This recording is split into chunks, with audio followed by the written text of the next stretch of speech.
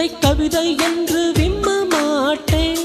நீ பேரழகி என்று பொய்யை சொல்ல மாட்டேன். நீ குளிக்கும் போது எட்டி எட்டி பார்க்க மாட்டேன். நீ எச்சில் செய்த எதையும் நான் கேட்க மாட்டேன்.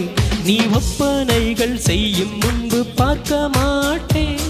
நீ கனவில் வந்தால் கூட கண்ணால் காண மாட்டேன்.